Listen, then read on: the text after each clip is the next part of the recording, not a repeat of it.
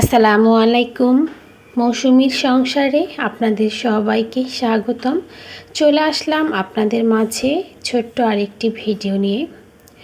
এই ভিডিওটা ছিল গতকালকের ইফতারির জন্য আয়োজন করতেছিলাম। আজকে ইফতারি রেডি করব, পাশাপাশি রান্নাটাও করে নিব। এজন্য আগে ডালটা ভিজিয়ে নিয়েছিলাম। ডালটা এখন ভালো মতো ধুয়ে ডালটা সেদ্ধ দিব। আর মসুর ডাল কিন্তু একটু বেশি মতো হাত দিয়ে কসলায় ধুতে হয়। মসুর ডালের ভিতর থেকে ময়লা বের হতেই থাকে। এই তো এখান থেকে আমি কিছুটা ডাল পেঁয়াজের জন্য তুলে নিয়েছি, আর বাকি ডালটা আমি ডাল রান্না করার জন্য সেদ্ধ বসিয়ে দিচ্ছি। আর এদিকে আমি মুরগির মাংস রান্না করে নিব, এর জন্য মশলাটা কষিয়ে নিব আগে। এই মুহূর্তে যারা আমার ভিডিওর সাথে আছেন, যদি আপনাদের কাছে ভিডিওটি ভালো লেগে থাকে তাহলে অবশ্যই একটা লাইক দিয়ে গঠনমূলক কমেন্ট করে যাবেন।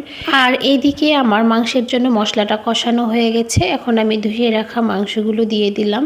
মুরগির মাংসটা আমি বিভিন্ন সময় বিভিন্নভাবে রান্না করে থাকি, আর এটা হচ্ছে শর্টকাটভাবে রান্না করার একটা উপায়। মশলাটা কষিয়ে নিয়ে মাংসটা আমি দিয়ে একেবারে মিডিয়াম আছে ঢাকনা দিয়ে ঢেকে নেব। এখানে আমি কোনো ধরনের পানি ব্যবহার করব না। মাংস থেকে যে পানিটা বের হবে সেটা দিয়ে মাংসটা আমি রান্না করে নিব। আজকে আলু দিয়ে ইফতারিতে একটা মজাদার নাস্তা বানাবো, এই জন্য আলু ধুয়ে নিয়েছি। আমি আলুটা সিদ্ধ দিব। আলুটা আমি ছোট ছোট করে কেটে নিয়েছি যাতে করে খুব তাড়াতাড়ি সিদ্ধ হয়। আলুটা সিদ্ধ দিয়ে এদিকে আমি ডালের জন্য ডালটা বাগার দিয়ে নিচ্ছি। আর একপাশে আমার মুরগি রান্নাটাও প্রায় হয়ে যাচ্ছে। আমি মুরগিটা ভালো মতো একটু কষিয়ে নিয়ে মশলার গুঁড়ো দিয়ে নামিয়ে নিয়েছি। আর এই তো ছোলাটা আমি এখানে ছোলার মশলাটা কষিয়ে নিয়ে ছোলাটা আমি এখানে বাগার দিয়ে নিচ্ছি। সম্পূর্ণ ভিডিও তো দেওয়া সম্ভব না, সব কিছুর একটু ছোট ছোট অংশ আপনাদের সাথে শেয়ার করে নিচ্ছি।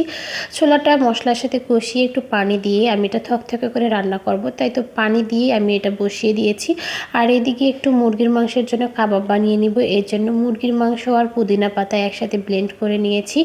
এই তো আজকে আমি যে নাস্তাটা বানাবো আমি সম্পূর্ণ রেসিপি আকারে শেয়ার করব না। এখানে আমি সামান্য পরিমাণে পেঁয়াজ বেরেস্তা দিয়েছি, শুকনো মরিচের গুঁড়া, ধনে পাতা, কাঁচামরিচ, আদা রসুনের পেস্ট, লবণ, হলুদ। এখানে আমি কয়েক ফোঁটা সয়া সস ব্যবহার করেছিলাম, যেটা স্কিপ হয়ে গেছে। আর এখানে 1 টেবিল চামচের মতো আমি আঠা দিয়েছিলাম বাইন্ডিংয়ের জন্য।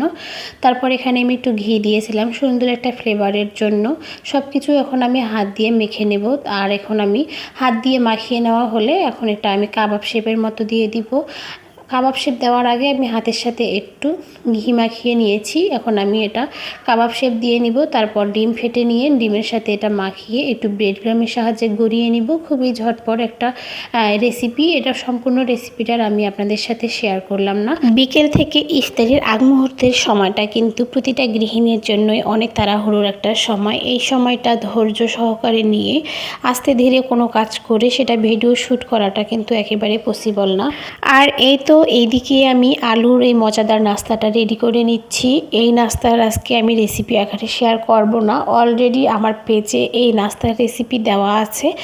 নাস্তাটা রেডি করে নিয়ে তারপর রান্নাঘরের অন্যান্য কাজগুলো তো রয়ে গেছে।